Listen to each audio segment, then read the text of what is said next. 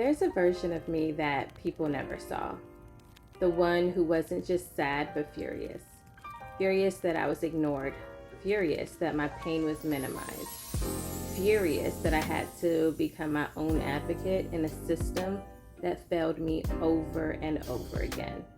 But back then, I didn't know I was allowed to be angry. Turns out, I was. I am.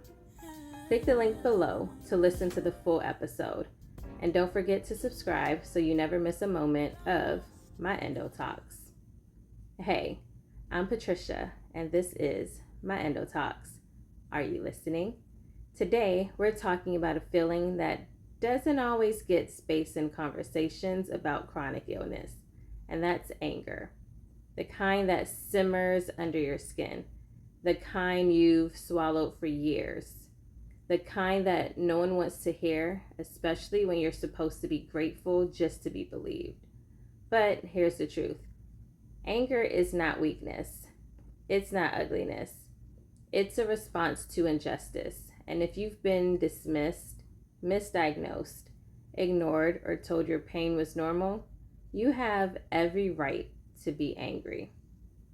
For years, I thought I was just sad. Sadness was safe.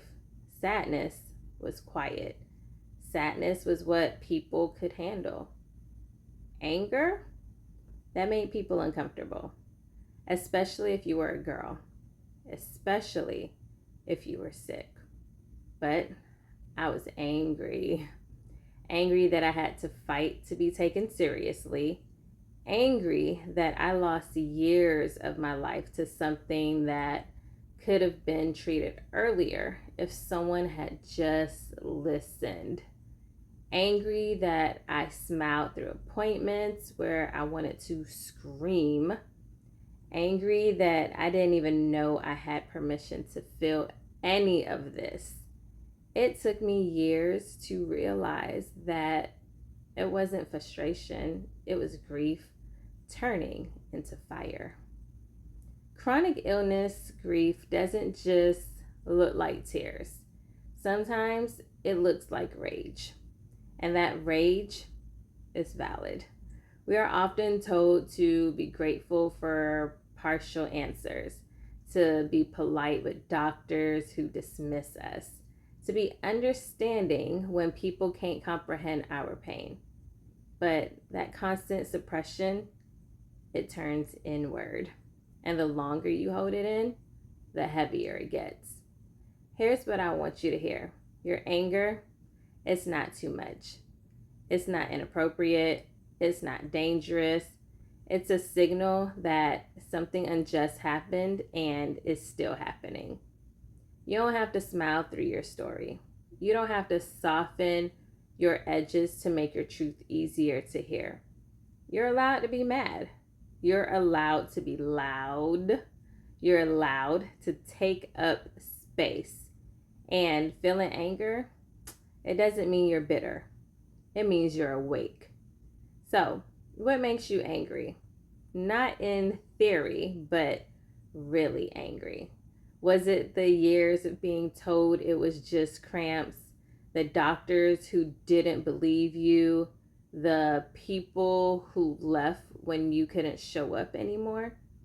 Say it out loud. Write it down. Feel it.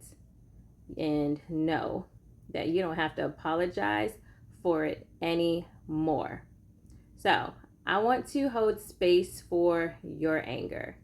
Leave a comment below or DM me on Instagram at my Endo Talks with something that made you feel dismissed, overlooked, or unseen. I'll be sharing anonymous stories in future episodes. And if you know someone who has felt silenced by illness, by the system, by the world, please share this episode. Let's normalize this part of healing too. In the next episode, we'll talk about what it really means to grow up with pain and how it forces you to grow up before you're ready. Because pain doesn't just affect your body, it reshapes your whole identity. But for now, let yourself be angry. Let yourself be honest. And remember, my Endo talks. Are you listening?